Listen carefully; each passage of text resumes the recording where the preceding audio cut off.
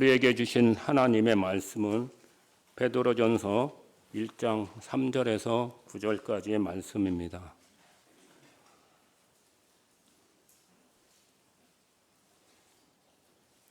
제가 봉독해 올리겠습니다. 우리 주 예수 그리스도의 아버지 하나님을 찬송하리로다.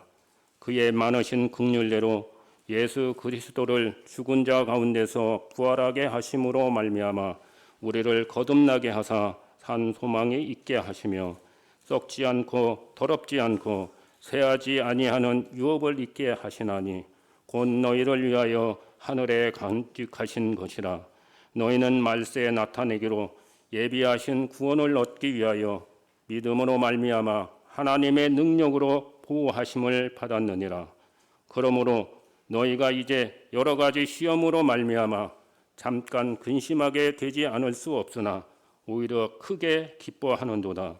너희 믿음의 확신함은 불로 연단하여도 없어질 금보다 더 귀하여 예수 그리스도께서 나타나실 때에 칭찬과 영광과 존귀를 얻게 할 것이니라. 예수를 너희가 보지 못하였으나 사랑하는도다. 이제도 보지 못하나 믿고 말할 수 없는 영광스러운 즐거움으로 기뻐하니 믿음의 결국 곧 영혼의 구원을 받음이라. 아멘. 제 인상 깊게 읽은 책 중에 하나가요, 파크리트 쥐스킨트라고 하시는 분이 쓴 존 머시 이야기입니다. 우리가 흔히 어떤 작가의 표현력을 칭송할 때 언어의 연금술사다라고 이야기하지 않습니까? 그러니까 연금술이라고 하면 금속으로 금을 만들어내는 일인데, 우리와 똑같은 언어를 쓰지만 그 언어를 새롭게 조합하고 또 새롭게 나열하면서 감탄을 만들어냅니다. 그 책을 읽다 보면 어떻게 이렇게 묘사했을까, 또 어떻게 이렇게 표현했을까 싶을 때가 참 많습니다. 주인공 꼬마가 어린 시절을 이야기하는데요, 그 중에 존 머시에 관해서 한 이야기가 나옵니다. 존 머시가 어떤 사람인지는 모릅니다. 어디에서 와서 또 어떤 일을 겪었는지 일은 다 알지 못하지만 분명히 아는 것은요, 존 머시의 일이 배낭을 메고 동네를 걸어 다니는 것이다 라는 거예요. 산책하거나 운동하는 것이 아닙니다. 늘 바쁜 일이 있는 것처럼 빠른 걸음으로 그냥 하루 종일 헤매고 다닙니다.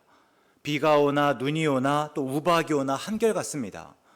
그러나 정작 왜 그렇게 걷는지, 어디를 가는지는 아무도 알지 못합니다. 때로 우리의 삶이 존 머시와 같다고 생각할 때가 많습니다. 굉장히 열심히 삽니다. 어딘가를 향하여 가지만 어디인지 모르고, 또 열심히 살지만 왜 그렇게 열심히 사는지는 모릅니다. 우리가 어려서부터 강요받다시피 한 가치는 근면과 성실이었습니다. 그러니까 나는 누구고 어디에서부터 와서 또 어디로 가는지가 아니었습니다. 그래서 우리는 어려서부터 그냥 늘 열심히 공부해야 했습니다. 우리 사당 오락이라고 하는 말 기억하실 텐데요, 하루에 4시간 자면 4시간 자면서 공부하면 대학에 붙고, 또 5시간 자면서 공부하면 대학에 떨어진다, 이런 뜻이었습니다. 근데 그렇게 대학에 가기만 하면 이제 재미있는 일이 있을 줄 알았습니다. 지금은 4시간만 자면서 애써 참으면서 내가 공부에 매진하면, 그래서 대학에 가면 그 이후에는 내 마음대로 내 뜻대로 또 좋은 일만 겪을 줄 알았다라는 거예요. 근데 실제로는 어떻습니까? 대학에 가면 열심히 취업을 준비해야 됩니다. 또 취업하고 나서는요, 또 열심히 승진을 준비해야 됩니다. 결혼해야 하고, 또 결혼하고 나서는 가정을 돌보고 또 열심히 자녀를 뒷바라지합니다. 그러면서 꿈은 있고 또 삶의 의미와 목적 혹은 재미와 즐거움은 다 나중으로 미룹니다. 내일을 위해서 오늘을 저당다피는 이 사당 오락식의 삶이 계속됩니다. 이게 그냥 우리가 한때의 이야기가 아니라 우리가 사실 평생을 이 사당 오락과 같은 마음으로 살아간다라는 거예요. 오늘을 살지만 오늘은 없고 늘 내일만 있을 뿐입니다. 오늘은 다만 그냥 내일을 위한 일일 뿐이라는 거예요. 제가 간단히 말씀드렸지만 가끔 신방하면서 우리 아버지 세대의 어른들에게서 보는 안타까운 모습입니다. 평생을 살았잖아요. 근데 내가 무엇을 좋아하는지조차 모르십니다. 무엇을 하면 내가 재미있고 즐거운지를 모른다라는 거예요. 다만 그래도 집 한 채 마련하였고 또 가족들 이만큼 건사하였고 그래서 먹고 살게 했고 또 자식들 키웠다고 위안을 삼을 뿐입니다. 근데 때로 우리의 믿음이나 신앙이 그렇습니다. 하나님의 나라는 이미와 그러나 아직이라고 하였습니다. 그러니까 하나님의 나라는 예수님의 오심으로 이미 이루어졌지만 그러나 아직 완전히 이루어지진 않았습니다. 그러면 언제 완전히 이루어지는가? 예수님이 다시 오실 때죠. 그런데 우리는 많은 경우에요, 이미 임한 하나님의 나라를 알지 못한 채 그냥 하나님의 나라라고 하면 그러나 아직 이루어지지 않은 나라로만 여깁니다. 분명 하나님의 나라는 이미 임하였습니다. 그런데 사람이 밭에 갖다 놓은 심은 겨자씨 하나 같고 그냥 가로 서말 속에 갖다 넣은 누룩처럼 당장 두드러지지 않을 뿐이에요. 근데 우리 안에 있습니다. 그리고 그 하나님의 나라는 성령 안에서 의와 평강과 희락으로 경험되어집니다. 그런데 그 나라를 아직 이루어지지 않은 나라로만 여기면서 우리는 다만 그때를 기다리는 거예요. 그래서 오늘은 항상 내일을 준비하는 날일 뿐입니다. 오늘 하나님의 나라가 이루어졌음에도 불구하고 이 나라를 알지 못한 채 그냥 그 하나님의 나라는요, 먼 미래에 우리에게 임할 그 나라로만 여긴다라는 거예요. 그럴 때 오늘은 마치 하나님의 심판대와 같습니다. 어떻게든지 간에 오늘 내가 잘 믿고 어떻게든지 간에 하나님을 기쁘시게 해서 그때 하나님의 나라를 들어가야 된다라고 생각하는 거죠. 그러다 보니까 하나님의 나라가 막연해집니다. 그래서 제 개인적으로는요, 제가 의도적으로 이미 임한 하나님의 나라를 강조합니다. 그래서 하나님의 나라는 내세일 뿐만 아니라 현세입니다. 오늘 예수님을 믿음으로 그 나라를 맛보고 경험할 수 있어야 합니다. 앞에서 언급드린 대로 하나님의 나라가 성령 안에서 의와 평강과 희락이라고 할 때 성령과 함께 살아가는 오늘 평안하고 또 오늘 기뻐할 수 있어야 합니다. 하나님의 나라는요, 구체적이어야 되고 또 실제적이어야 합니다. 그것들을 조금 강조해 나가는 것이 하나님의 나라를 우리가 바란다 할 때 좀 균형 잡는 일이라고 생각했습니다. 그동안 우리가 하나님 나라가 마치 죽어서 가는 어떤 나라인 것처럼 여기면서 이 오늘 이루어진 그 하나님의 나라를 알지 못하기 때문에, 아니 그거를 그냥 등한시하기 때문에 오히려 이것을 조금 더 강조할 때 균형 맞춰지는 일이 아닐까 그렇게 생각했다라는 거예요. 근데 제가 지난주 월요일 내내 이 말씀을 다시 조금 듣고 곱씹다 보니까요, 그런 이유로 본문의 의도를 명확히 드러내지 못하지 않나라는 생각이 들었습니다. 다시 한번 보고자 하는데요, 본문은 기쁨을 이야기하지만 그 기쁨은요, 지금 당장의 기쁨이 아니라 나중의 기쁨입니다. 그러니까 산 소망이나 또 썩지 않고 더럽지 않고 쇠하지 아니하는 유업이나 또 구원, 이것들은 다 미래의 일입니다. 즉 고난 중의 기쁨이 아니라 고난 후의 기쁨입니다. 굳이 하나님의 나라로 비유하면 베드로가 말하는 하나님의 나라는 이미 임한 하나님의 나라가 아니라 그러나 아직 완전히 임하지 않은 하나님의 나라, 예수님이 다시 오시고 7절에서 예수 그리스도께서 나타내실 때 그때 이루어질 하나님의 나라입니다. 근데 이미 임한 하나님의 나라를 곁들여 말하면서 아직 완전히 임하지 않은 하나님의 나라를 말하는 이 베드로의 의도가 충분히 드러나지 않았다, 그렇게 생각됐고, 그래서 다시 한번 보고자 하는 것입니다.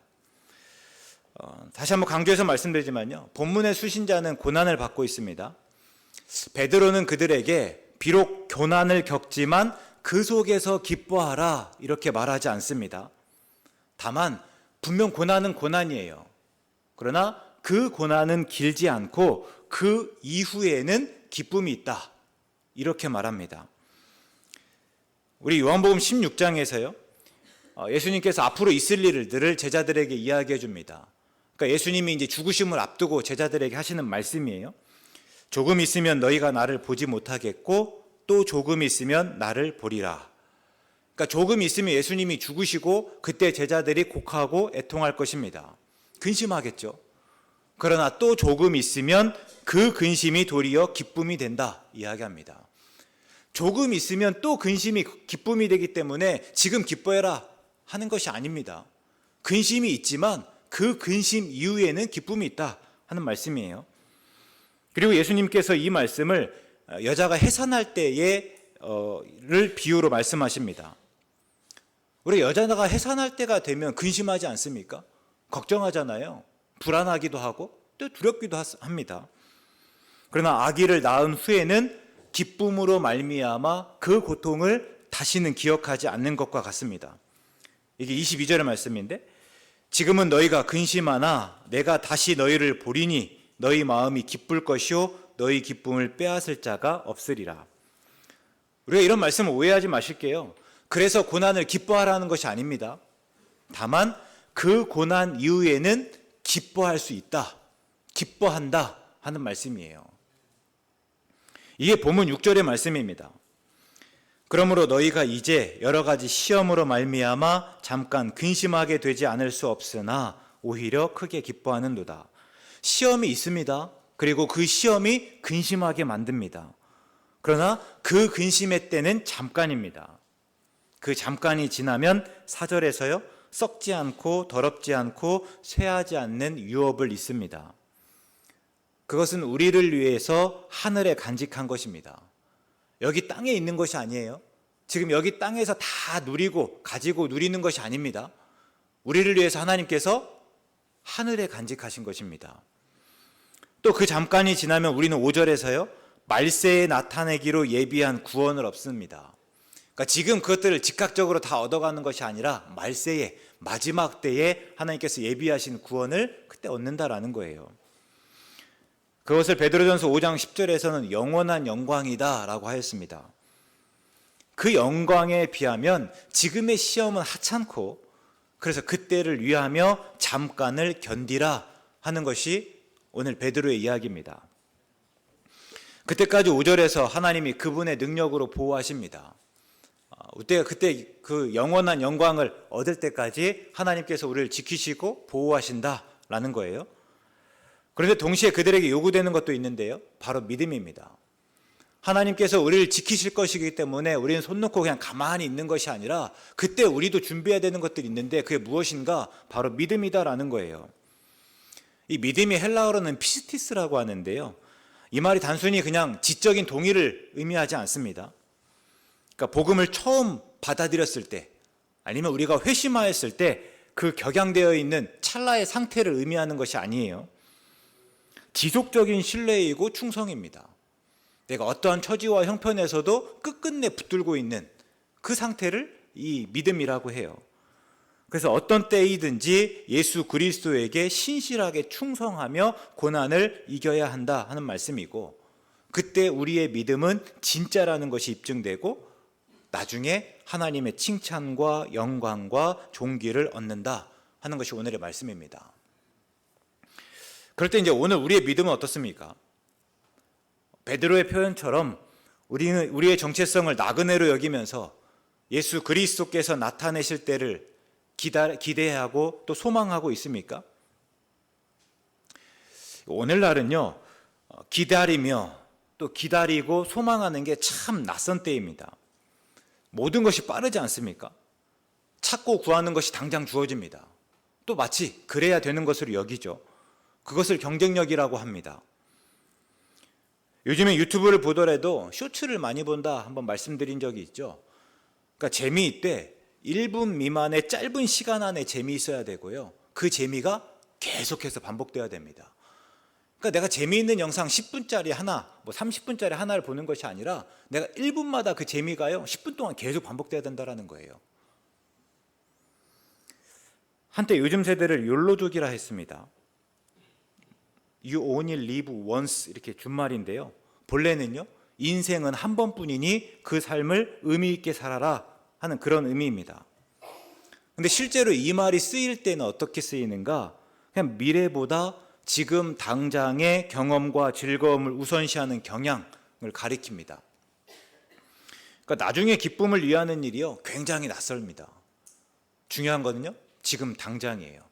지금 당장 경험해야 되고 지금 당장 즐거움을 취해야 합니다. 우리 또 M포 세대라는 말들이 있었죠. 뭐 3포 세대, 뭐 5포 세대, 7포 세대, 9포 세대 이렇게 했는데요. 그런 세대들에게 내일은요, 우리에게 보장된 날이 아니에요. 올 수도 있고 안 올 수도 있습니다. 확실한 거는요, 오늘이죠. 그래서 오늘 외에는 아무 의미를 두지 않습니다. 그냥 지금 당장이 중요할 뿐이에요. 근데 이게 요즘 세대만입니까?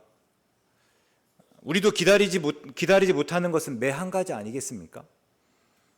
원하는 것은 당장 손에 쥐어야만 직성이 풀립니다. 뭐 일례로 새벽 배송이 그렇습니다.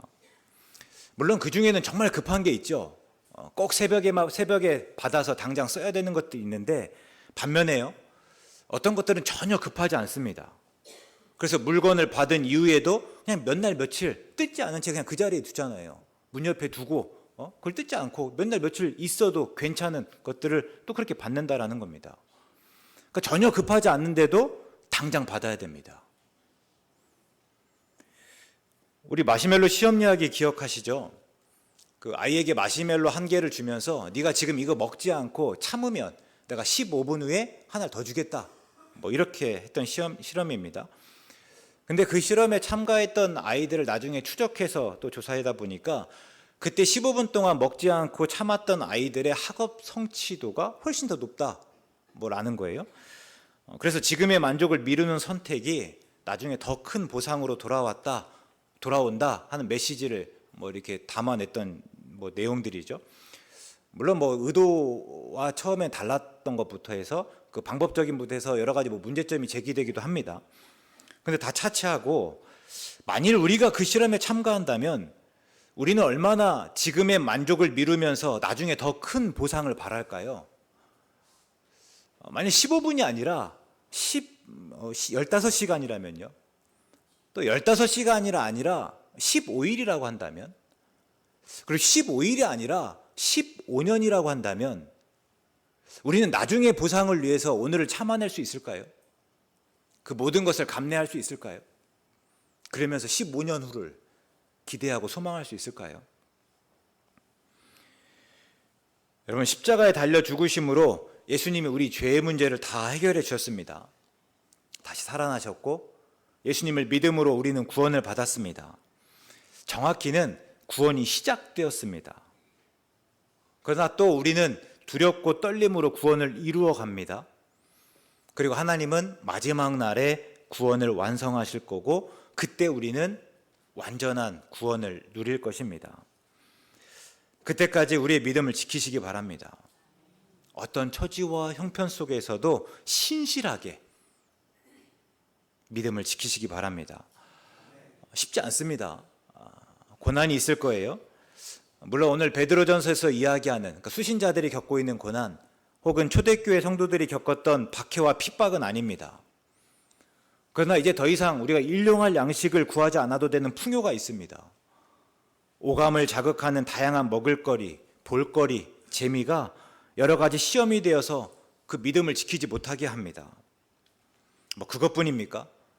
일이 잘 되지 않고 관계가 실패하고 또 배우자를 먼저 잃고 나이가 들고 병들고 아프고 그래서 내 힘으로 밥조차 먹지 못하지만 그러나 여전히 살아야만 하는 그 삶 자체가 또 고난일 수 있습니다.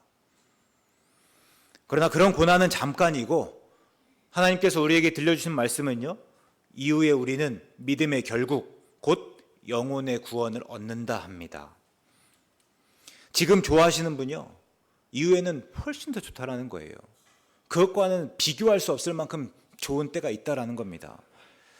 지금 너무 괴롭고 어렵고 힘드신 분 계십니까? 이후에는 이 고난이 전혀 생각되지 않을 만큼 다 잊을 만한 큰 기쁨과 평안이 있다 말씀하시는 거예요. 그리고 그때를 기다리며 그때를 기대하고 소망하며 믿음을 지켜라 말씀하십니다. 그렇다고 해서요, 우리가 하나님을 위해서 엄청난 큰 일을, 어마어마한 일을 잘 감당해야 되는 것은 아닙니다. 마치 영화배우처럼 큰 상을 받고 이 영광을 다 하나님께 드립니다, 우리 이렇게 바쳐야만 하는 게 아니랍니다. 다만 오늘 우리의 삶에서 예수님을 주로 고백하고 그 예수님 의식하며 살아가는 일입니다.